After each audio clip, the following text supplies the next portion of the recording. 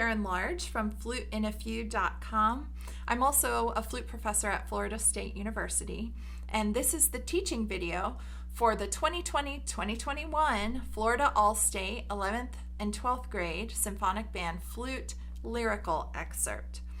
Before you watch, take a second to visit fluteinafew.com and get the handout that goes with this excerpt. I've also got a performance video of this excerpt, and both links are below. First, a disclaimer. The ideas presented here belong to me alone and don't represent the Florida Music Educators Association.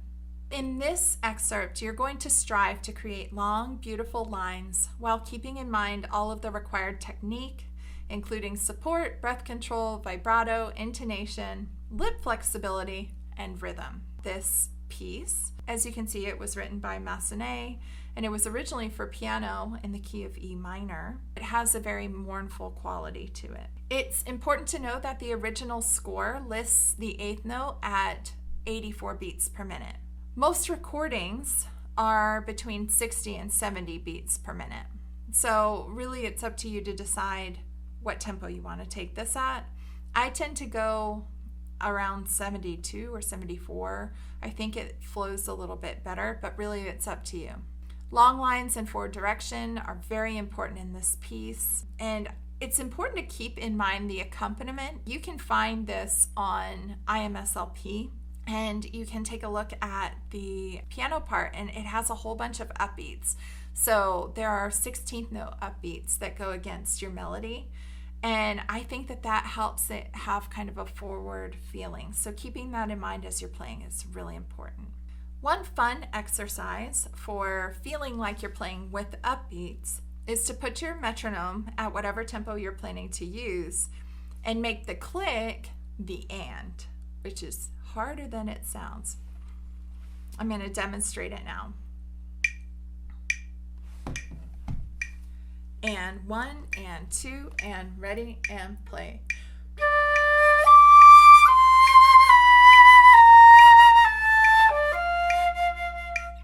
Does that make sense? If you do that through the whole movement, you'll really have that sense of forward motion. Vibrato. Generally speaking, in this piece, the intensity of your vibrato will match the intensity of the dynamic, or where you are in the phrase. Experiment with all different speeds and intensities of vibrato, and definitely make a vibrato plan for the piece. If you don't feel like you have much variety in vibrato, especially when it comes to speed, I've included an exercise. Most people tend to just put their vibrato on 16th notes and then it sounds machine-like. And we don't want that. We want it to be organic. We want it to be able to stretch and to push and be flexible. So a great exercise is to go down in half steps. It's Moises de los Norte exercise, but starting on a high E flat. And I would say go all the way down to low D with this exercise. You'll be at 60 beats per minute. And at first you'll do the exercise in triplets. So.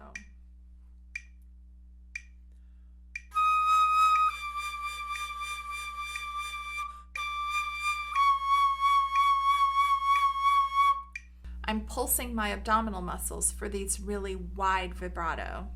The faster I go, the more that is traveling up, higher up in my body where I'm pulsing. Then you do it in quadruplets, quintuplets is very good, and sextuplets to be able to develop different speeds of vibrato. Intonation is important in this excerpt. Intonation varies based on the register and the dynamic, as well as certain tendency notes. So as you know, C sharps often are sharp on the flute, and then also the flute tends to play sharp when you are loud and flat when you're soft, sharp when you're high, flat when you're low.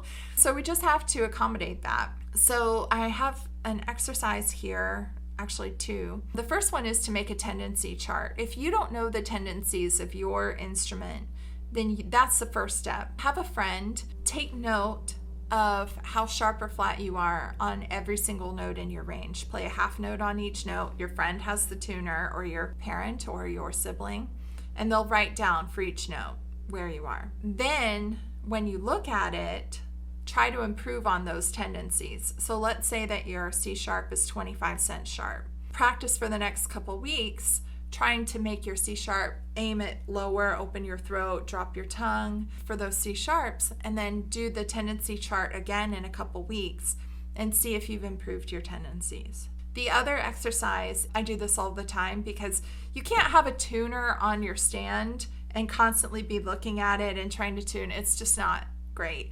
So play your excerpt, have your tuner on your stand, but don't look at it.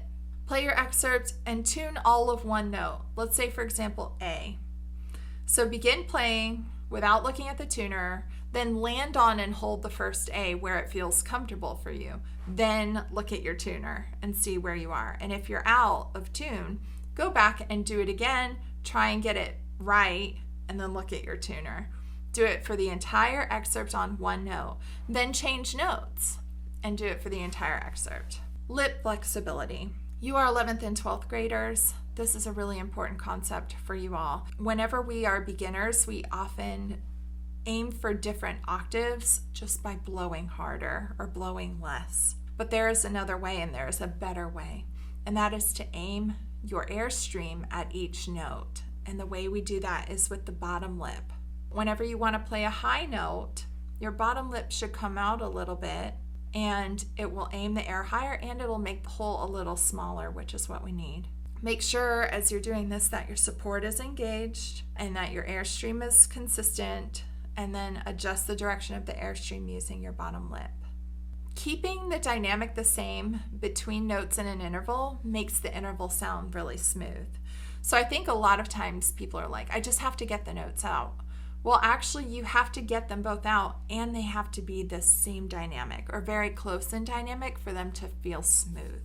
For descending intervals, so all of that is mainly for ascending intervals.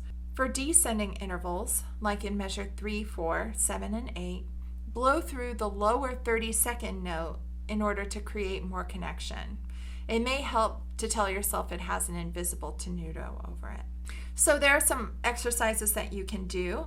Octaves with a diminuendo to the high note. That way you cannot just blow harder and get the octave out, because then it'll be super loud. So let's say C.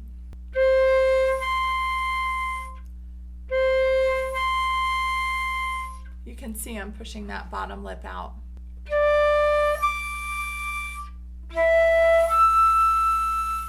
Or intervals from a static starting pitch. So how about G?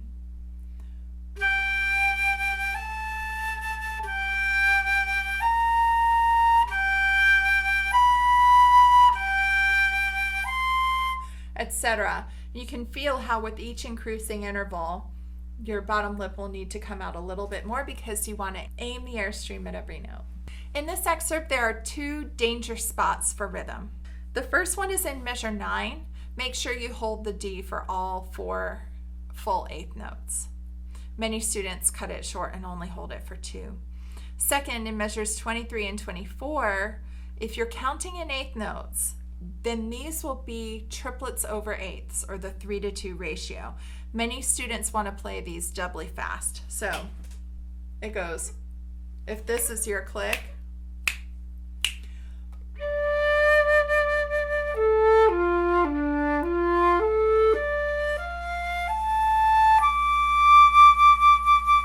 many people want to go.